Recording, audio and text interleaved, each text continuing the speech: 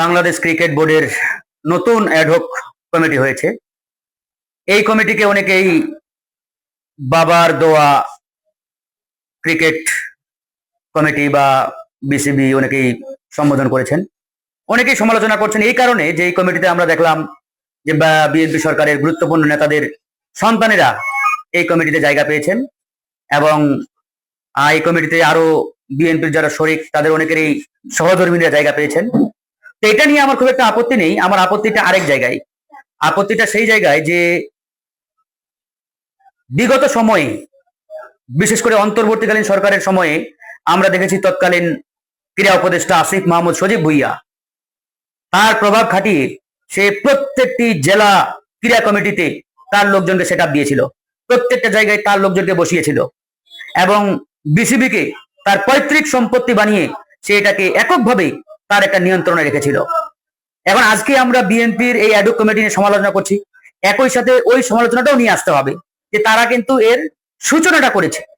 এখন বিএনপির এই সমালোচনায় আমরা এটা বলতে পারি যে এখানে তাদের সন্তানদেরকে না দিয়ে তারা আসলে যারা বিগত সময়ে আন্দোলন সংগ্রামে ত্যাগ স্বীকার করেছেন, অবদান রেখেছেন, এদেরকে রাখলে অধিকতর ভালো হতো, গ্রহণযোগ্য হতো। বিশেষ করে বিগত 15-16 বছর যারা জুলুম নির্যাতন সহ্য করেছে, ত্যাগ স্বীকার করেছে, যারা বাসা বাড়িতে ঘুমাতে পারে নাই, থাকতে পারে নাই, এরকম ব্যক্তিরা যদি আজকে এই কমিটিতে আসতো এটা হতো সবচেয়ে যুক্তিযুক্ত এবং গ্রহণযোগ্য। ধন্যবাদ। বছরের যেই তরিকা বন্দোবস্ত ছিল, যে আজাদী এবং ইনসাফের লড়াই 1000 বছর ধরেই এই মাটির সন্তানরা করেছে, সেই লড়াইয়ের অগ্রদূত হিসাবে ওসমান হাদি, মুগ্ধ, আবু সাইদ এবং ওয়াসিমরা আবার বাংলাদেশকে মনে করিয়ে দিয়েছে। নতুন করে তিতুমিররা আবাবিল হয়ে 24-এ ফিরে এসেছিল, নতুন করে হাবিলদার রজব আলী খাড়া আবাবিল হয়ে ফিরে এসেছিল, নতুন করে শরীয়তুল্লাহরা আবার আবাবিল হয়ে বাংলার মাটিতে ফিরে এসে জানান দিয়েছিল আমরা বর্গা দেই নাই, বর্গীরা চলে গেছে। বাংলাদেশি বর্গীদের কাছেও বাংলাদেশের আজাদী আগেও বর্গা দেওয়া হয় নাই, ভবিষ্যতেও বর্গা দেওয়া হবে না।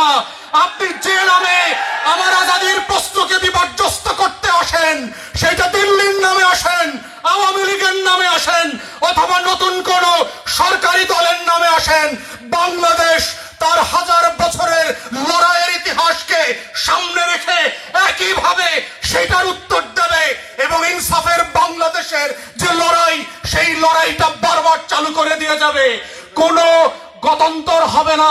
বাংলাদেশে যারা পুরাতন রাজনৈতিক বন্দোবস্ত ফিরায় নিয়ে আসতে চান, আপনারা আওয়ামী লীগের ইতিহাস ভুলে যায়েন না, মুসলিম লীগের ইতিহাস ভুলে যায়েন না, ব্রিটিশ সাম্রাজ্যবাদীদের ইতিহাস ভুলে যায়েন না।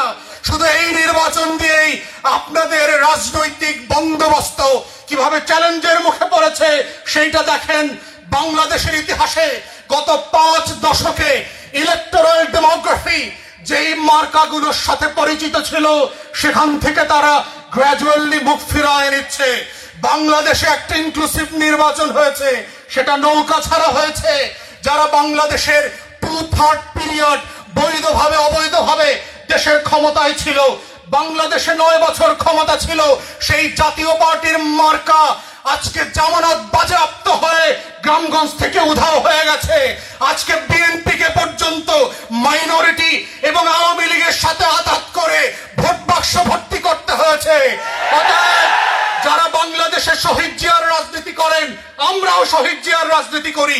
শহীদ জিয়ার ক্যানভাসে দিল্লির আধিপত্যবাদের বিরুদ্ধে বাংলাদেশি জাতীয়তাবাদের পক্ষে, মূল্যবোধের পক্ষের রাজনীতি করি। তাদেরকে মাথায় রাখতে হবে, আপনাদের রাজনীতির ভুল সিদ্ধান্তের কারণে, নতুন বন্দোবস্তের বিপক্ষে যাওয়ার কারণে গ্র্যাজুয়ালি ভোটের রাজনীতিতেও আপনার পায়ের নিচ থেকে মাটি খসে যাচ্ছে। খসে যেতে যেতে ক্ষমতার চোখের ছানিতে আপনারা দেখতে পাচ্ছেন না।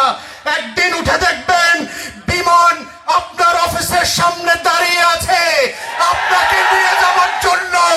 সেই ছবিটা হাসিনার আপনাদের গেটের দরজায় গাড়িতে গাড়িতে লাগিয়ে রাখেন।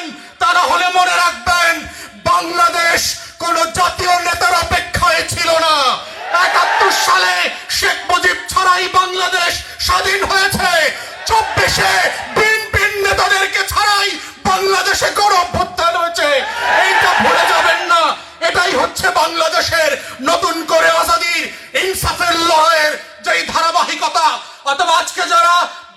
বাংলাদেশে নতুন রাজনৈতিক বন্দোবস্তের বিপক্ষে দাঁড়াচ্ছেন, মনে রাখবেন ইতিহাস কাউকে ক্ষমা করে না। বারবার একই ভুলের জন্য একই রকম মাসুল দিতে হয়েছে। 54-তে মুসলিম লীগের বিরোধী দল হওয়ার কথা মনে রাখেন।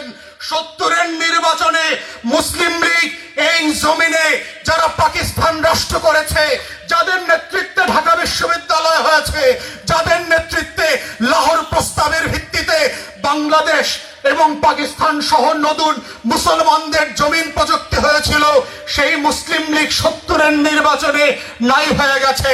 নিজামী ইসলাম পার্টি 54 সালে প্রধান বিরোধী দল ছিল, সেই পার্টি আজকে নাই হয়ে গেছে।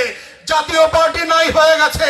পিজার টুকরার মতো 6 টুকরা 6 বিভাগেও খুঁজে পাওয়া যাবে না, রংপুরেও খুঁজে পাওয়া যাচ্ছে না। অতএব বাংলাদেশের রাজনীতির ইতিহাস খুব পরিষ্কার। যারা গদ্দারি করবে, যারা মির্জাফরি করবে, যারা নতুন করে এখানে বেঈমানির রাজনীতি করবে, মাটির ভাষা বুঝবে না, পানির ভাষা বুঝবে না, জনগণের মনস্তত্ত্ব বুঝবে না, পরিবর্তিত হয়ে যাওয়া বন্দোবস্তের পক্ষে দাঁড়াবে না, তাদের অবস্থাও ইতিহাসের পরম্পরায় একই জায়গাতে গিয়ে পৌঁছবে।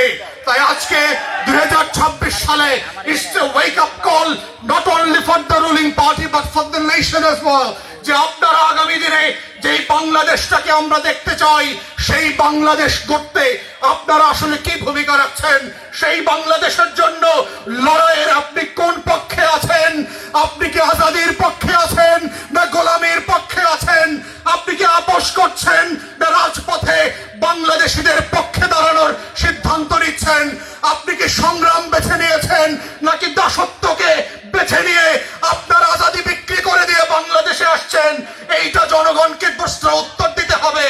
বাংলাদেশ এই উত্তর ছাড়া আমাদের তরুণরা ঘরে ফিরে যাবে না।